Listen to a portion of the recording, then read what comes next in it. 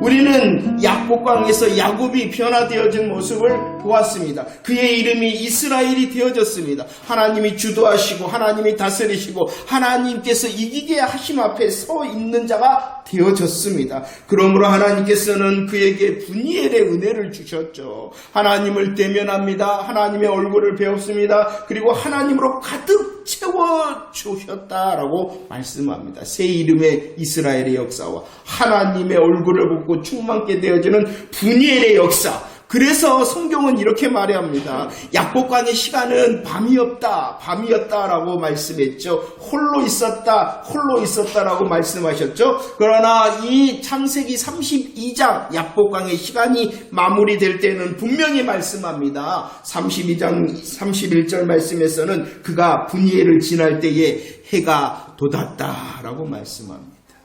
야복강의 시간은 홀로였습니다. 야복강의 시간은 밤이었습니다. 그러나 하나님께서 새 이름의 역사와 분이엘의 은혜를 더하셔서 해가 돋는 시간으로 역전시키셨다라고 말씀하고 있는 것입니다.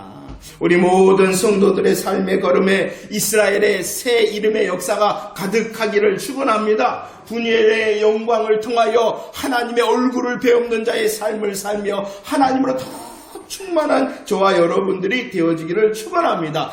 해가 돋았더라. 나의 삶의 자리와 시간이 캄캄하고 혼자 있는 것 같으나 주님이 개입하시고 역사하실 때에 해가 돋았다라는 간증의 주인공이 저와 여러분들이 되어지기를 축원합니다.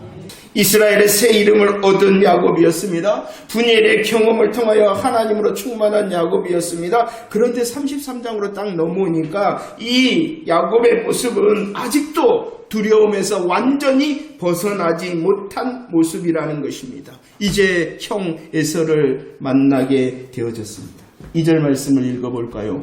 2절 말씀입니다. 시작. 요종들과 그들의 자식들은 앞에 두고 레아와 그의 자식들은 다음에 두고 라헬과 요셉은 뒤에 두었다라고 말씀을 합니다. 에서를 만나고 있는 이 야곱의 모습은 첫 번째 자기의 모든 소유를 두 대로 다 나누었습니다. 왜 두 대로 다 나누었냐 그러면은 만약에 있을 일에 하기 위해서라는 것입니다. 2절 말씀도 마찬가지입니다. 자기의 소유를 두 대로 나누어서 대비하였을 뿐만이 아니라 자기들의 아내와 자식들이 있잖아요. 그들을 배열을 쫙 시킵니다. 누가 맨 앞에 있습니까? 요종들의 자식들이 맨 앞에 있습니다. 그 다음에 누가 있습니까? 레아와 그의 자식들이 있습니다. 맨 마지막에는 누가 있습니까? 가장 자기가 사랑하는 라헬과 요셉을 맨 마지막에 두었다라고 말씀합니다. 야곱이 누구를 더 사랑한가를 잘 보여주고 있는 이 배열의 순서이죠. 자, 아무튼 형 에서를 만나는 이 야곱은 자신의 재산을 두 대로 나누고 가족들을 이렇게 배열시켰을 뿐만 아니라 3절 말씀에 보면은 그 에서를 만나는 과정을 말씀합니다. 어떻게 만나느냐? 자기의 몸을 7번 땅에 굽히며 에서를 만나고 있다는 것입니다. 그리고 5절, 8절, 13절, 14절, 15절 말씀에서 이 야곱은 에서를 부를 때 어떻게 부르냐 그러면은 주인님 이렇게 부르고 있다는 것입니다.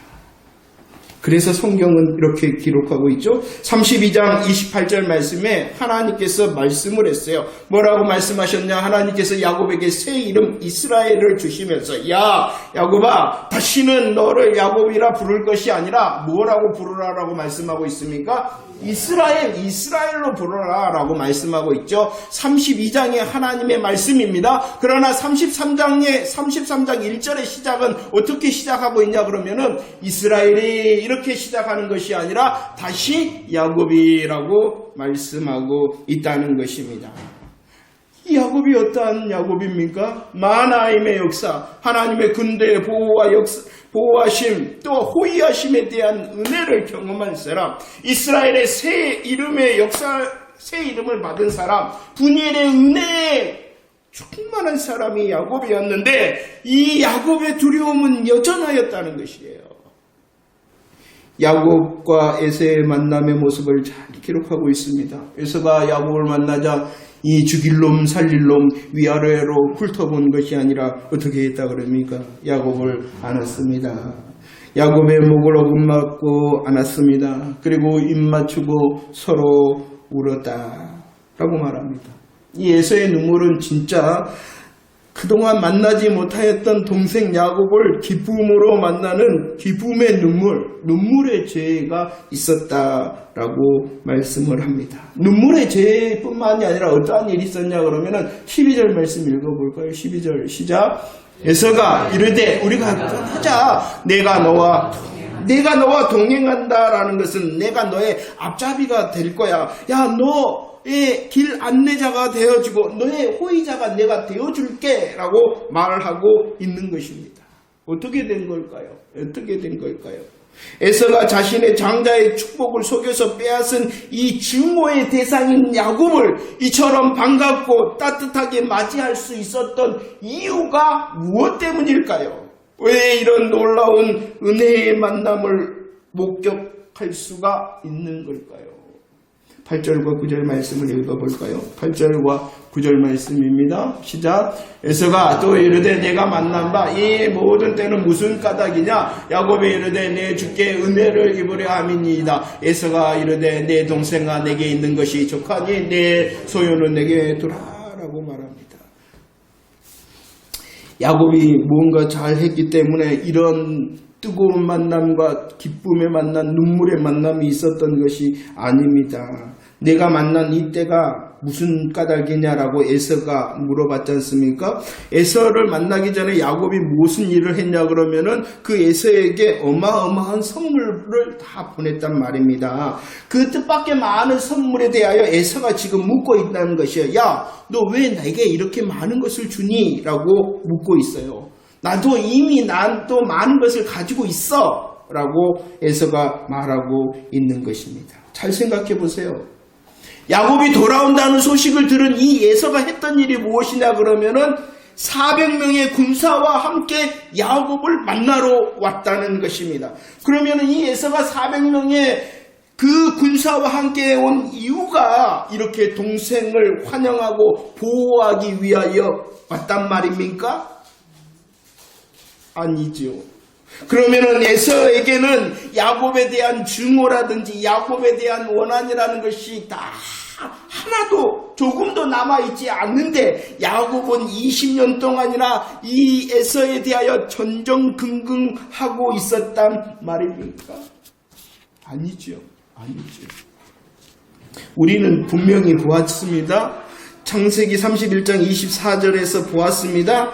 야곱을 누가 쫓아오냐 그러면은 라반이 쫓아옵니다. 야곱을 라반이 쫓아오되 어떻게 쫓아왔다고요? 급히 추격하였다라고 말씀하고 있습니다. 쫓아옵니다. 급히 야곱을 추적합니다. 라반이. 왜 라반이 그 야곱을 쫓았어요? 그죠? 야곱의 아내들도 야곱의 자식들도 야곱의 모든 소유도 다 빼앗기 위하여 그 야곱을 라반이 추격하였어요. 그러나 하나님께서 31장 24절 뭐라 그랬어요? 야! 너 말도 하지 마. 누가 역사하신 거예요? 이 라반은 분명히 이 야곱의 모든 것을 다 빼앗기 위하여 급히 추격하였으나 하나님의 역사로 다 멈출 수밖에 없었던 것입니다. 오늘도 마찬가지예요. 에서의 증오의 마음을 눈처럼 녹인 것은 야곱이 어떻게 잘 했기 때문이 아니라 그 에서를 향하여 17번 절을 하고 그 에서를 향하여 주인님이라 말하고 그 에서를 향하여 많은 선물을 보낸 것이 효과가 있는 것이 아니라 오직 하나님의 역사였다는 것입니다. 하나님께서 라반의 추격을 멈추게 하셨어요. 이 에서의 분노와 증오를 멈추게 하셨기 때문에 이 아름다운 만남이 있었던 것입니다. 우리를 구원하신 여호와 하나님께서 우리와 함께 하심을 믿으시기를 바랍니다. 우리를 구원하시고 함께 하신 여호와 하나님께서 우리를 보호하시고 인도하심을 믿으시기를 바랍니다. 야곱은 분명히 알지 못하는 그때라도 하나님께서는 함께 하시고 보호하시고 그를 위하여 열심으로 일하셨다는 것입니다. 야곱에게는 하나님의 은혜의 역사가 있었던 것이죠.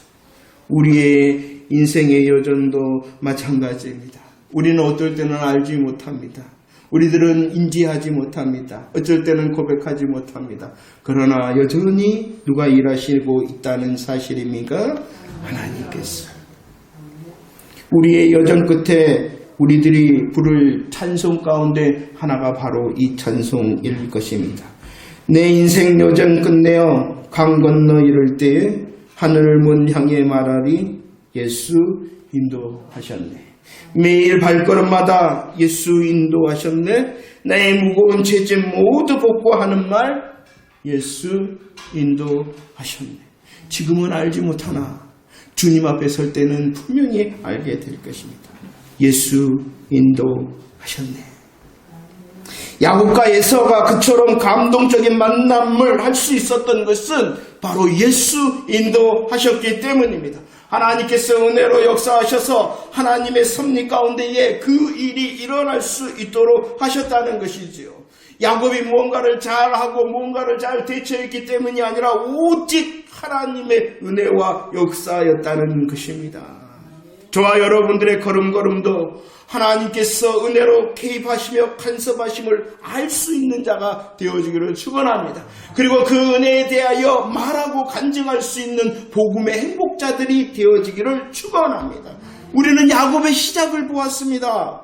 창세기 25장 23절에서 큰 자가 어린 자를 섬기리라. 태어나지도 않았는데 그가 무슨 선한 일도 하지 않았는데 하나님께서는 형 에서가 아니라 누구를 선택하셨어요? 야곱을 선택하셨습니다. 야곱을 사랑하셨습니다. 그러나 그 야곱은 형과 아버지를 속이고 하나님의 이름을 망령되이 사용함으로 도망자가 되어줄 수밖에 없었습니다. 그 도망자가 머무는 곳은 루스, 길을 잃어버렸다. 길을 잃어버렸다. 그러나 그 길을 잃어버린 루스에서 누가 말씀하십니까? 베델의 하나님께서 창세기 28장 15절 너와 함께 할게. 너를 지켜줄게. 너를 돌아오기까지 내가 너와 함께 떠나지 않을 거야. 베델의 하나님으로 말씀해 주셨어요. 도망자였습니다. 길을 잃어버렸습니다. 그러나 베델의 하나님께서 그를 붙들어 주셨습니다. 하나님 20년도 우리들은 보았습니다. 그의 수고와 그의 열심이 아니라 하나님의 은혜를 통하여 하나님께서는 그 하란의 20년을 통한 번성과 번창의 은혜를 주셨잖아요. 하란을 떠날 때 얼마나 야곱이 비겁했습니까? 그 비축기가는 라반을 향하여 간섭하심으로 그 야곱을 보호해 주시고 그 야곱에게 당당케 하시고 그 야곱 비겁한 야곱을 높여주신 하나님의 은혜. 에서를 만나기 전에도 그의 형편, 그의 마음을 아시는 하나님이 마나임으로, 이스라엘로, 분이엘로, 그리고 만나는 그 순간도 하나님께서 역사하셨다는 것입니다. 얼마나 놀랍습니까? 얼마나 감사합니까? 이 놀라운 야곱의 하나님이 누구의 하나님? 더 기억해낼 수 있는 저와 여러분들 되어지기를 축원합니다. 더 찬송할 수 있는 저와 여러분들이 되어지기를 축원합니다. 하나님의 은혜의 역사와 간섭하심으로 극적인 만남, 눈물의 만남, 기쁨의 만남을 한 후에 이제 헤어졌어요. 에서는 자기의 땅인 세일로 돌아갔습니다. 그리고 이 야곱은 어디에 머무르게 되어졌냐 그러면은 그곳이 숫곳이었다라고 말씀을 하고 있습니다. 이 숫곳은요, 요단강을 건너기 전의 장소입니다. 요단강을 건너기 전의 장소가 숫곳입니다. 이 야곱은 가나안 땅을 향하여 나아가지 않았어요. 요단강을 건너지 아니하였어요. 그래서 16절과 17절 말씀에서는 야곱이 가나안에 왔다라고 기록하고 있지 않다는 것입니다. 왜냐 그러면 이 숫곳은 어디라고요? 요단을 건너기 전에 장소라는 것입니다. 그리고 이 숫곳에 머물러 있는 야곱이 수고했던 일이 있어요.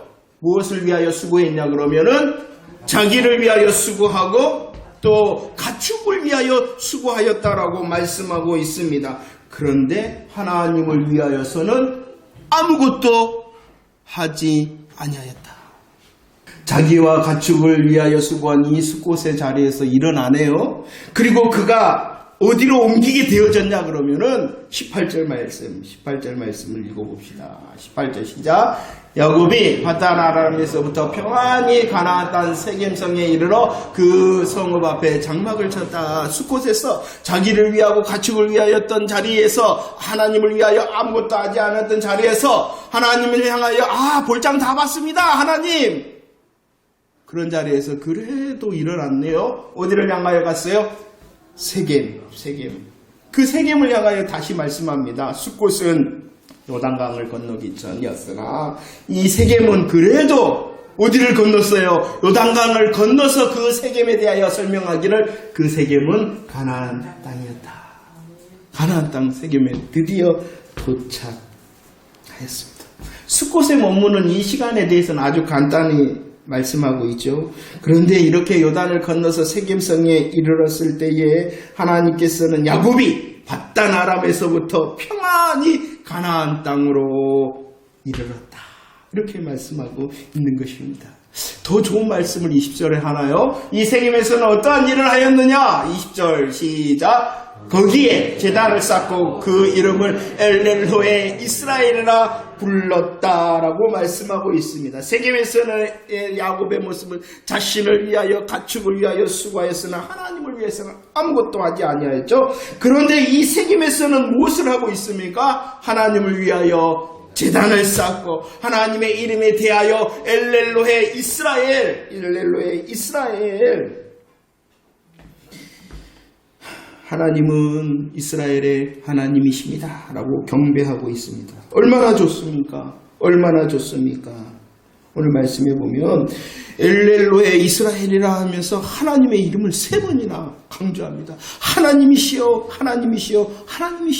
제단을 쌓고 하나님의 이름을 높이며 경배하고 있습니다. 어디에서요? 어디에서 그랬다고요? 예, 그렇죠. 그런데 말입니다. 오늘 말씀의 제목이 뭐예요? 숫곳과 세겜은 베델이 아닙니다. 세겜에서는 숫곳보다도 더 나았습니다. 제단을 쌓지 않습니까? 여호와의 이름에 대하여 엘렐로에 이스라엘을 하며 하나님의 이름에 대하여 경배하며 찬양하고 있지 않습니까? 그러나 그 세겜 땅의 중심의 마음은 19절에 나타나 있어요. 제단을 쌓고 엘렐로에 이스라엘이라고 부른 이 야곱의 마음을 19절에서 이렇게 기록하고 있어요. 시작. 그가 장막을 친 밭을 세겜의 아버지 하몰의 아들들의 손에서 베크시타에 샀다. 제단을 쌓았죠. 엘렐로에 이스라엘이라고 경배하는 자리가 세겜이었어요. 그러나 그 세겜에서 또 무엇을 했냐 그러면은 밭을 샀다라는 것입니다. 기록적으로 보면, 성경의 기록적으로 보면 아브라함이 있습니다. 그 다음에 이삭이 있습니다. 야곱이 있습니다. 물론 아브라함이 막벨라 굴을 샀죠. 그러나 이것은 개인의 소유의 개인 부동산을 취득한 것이 아니었죠. 믿음의 고백의 장소였습니다. 다시 오실 주님을 또 믿음의 계승을 위하여 밭을 샀어요. 그러나 기록적으로 보면은 오직 한 사람, 아브라함과 이삭과 이 야곱 유일하게 그가 개인 부동산을 샀다라고 기록하고 있습니다. 이 말씀은 무엇이냐? 야곱은 세겜에서 스스로 만족하였어요. 야, 나는 하나님을 향하여 제단을 쌓는 사람. 야, 나는 하나님의 이름을 부르며 경배할 수 있는 사람. 그러나 그 세겜에서 나는 더 누리고 더 많은 것을 가지기를 원한다 라는 것이 이 제단과 엘렐로의 이스라엘의 경배의 자리라는 것이 무엇이냐? 하나님은 말씀하셨어요. 말씀하시기 전에 그는 창세기 28장 21절로 22절 말씀을 볼까요? 하나님께서 루스 길을 잃어버렸을 때에 베델에서 만났습니다. 그 베델에 만난 하나님의 감사와 감격을 하니 야곱이 무엇을 했냐 그러면은 소원을 했어요. 하나님, 가나안 땅으로 돌아오게 하시면 내가 베델에 다시 돌아와서 경배하겠습니다. 나의 11조를 이 베델에서 드리겠습니다라고 베델의 소원을 하였다는 것입니다. 가나안 땅에 돌아오면은 어디로 오겠다고요? 베델로 오겠다.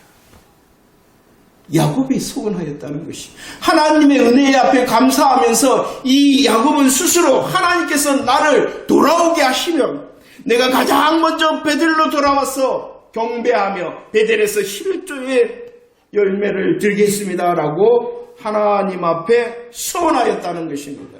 그렇기 때문에 하나님께서는 31장 13절 말씀, 이제 31장 13절 말씀, 하란에서 거하는 때가 다 되었어. 가나안 땅으로 가야 될 때에 하나님께서 나타나 말씀하십니다. 뭐라고 말씀하셨어요? 나는 베델의 그 하나님이다. 너가 돌아갈 때가 되어졌지? 내가 그 베델에서 약속하였잖아. 너와 함께하고 너를 돌보며 너가 돌아오기까지 너를 떠나지 않겠다고 약속했잖아. 이제 그때가 됐어. 너는 어디로 돌아가라는 거예요? 베델로 가라는 것이요. 베델. 나는 베델의 그 하나님, 나는 베델의 그 하나님이다 라고 말씀하고 있어요. 얼마나 답답한지 하나님께서 창세기 35장 1절 야! 너 일어나! 어디로 가라? 아니라는 것이에요. 숫곳도 아니지만 어디도 아니다는 것이에요. 세겜도 아니다라고 말씀하고 있는 것입니다. 그러나 이 야곱은 스스로 만족해서 야, 나 지금 제단을 드리고 제단 쌓고 있잖아. 나 엘렐로의 이스라엘이라고 경배하고 있잖아 라고 스스로 만족해하며 아니 오히려 그 세겜에서 이곳에서 나는 더 많은 것을 누리고 싶어 밭을 사고 있다. 주님 오심에 아멘하였습니다. 주님 오심을 아멘한 저와 여러분들은 내 자리를 점검해야 됩니다. 수곳에서 자기를 위하고 가축을 위하는 자기중심과 세상 기준의 그 수곳의 삶은 아닌가라고 주님 앞에 다시 점검해야 되는 것입니다. 세겜에서 그래도 나 예배 드리는데 그래도 나 이 정도 하고 있는데 라고 하나님께서는 더 큰 것, 하나님께서 더 많은 것, 하나님께서는 더 풍성한 것을 요구하고 있는데 아이고 내가 이 정도면 되지. 스스로 거짓되게 만족하고 있잖아. 수꽃도 베델이 아니지만 세겜도 베델이 아닙니다. 여러분들 더 잘하고 싶어요. 무엇을 향하여 이렇게 말해보셨나요? 여러분들 더 잘하고 싶은데 더 잘하고 싶은데 더 좋아졌으면 좋겠다. 더 좋아. 무엇을 위해서? 자기를 위하고 짐승 가축을 위해서는 더 잘하고 싶은데 더 잘하고 싶은데 하나님을 향한 하나님께서 내게 주신 성도의 자리를 위해서는 내가 더 잘하고 싶은데 더 잘하고 싶은데 라고 말해본 적이 언제인가요? 우리는 수꽃이 아닌 것에 대해서 너무나도 안이합니다. 나 이렇게. 그런데 세겜도 베델이 아닙니다. 우리에게 지금 시간이 있잖아요. 우리에게 건강이 있잖아요. 우리에게 재물이 있잖아요. 더 잘하고 싶은데 저하고 싶은데 라고 고백해보세요. 수꽃이 아니어야 됩니다. 그러나 세겜도 아니어야 됩니다. 하나님께서 원하시는 베델의 자리가 여러분들 삶 가운데 다 있을 것입니다. 점검합시다. 이 정도면 됐지 라고 생각하지 마시고 하나님께서 주시는 베델의 은혜가 있다면 그 베델의 은혜에 응답하는 저와 여러분들이 되어지기를 축원합니다.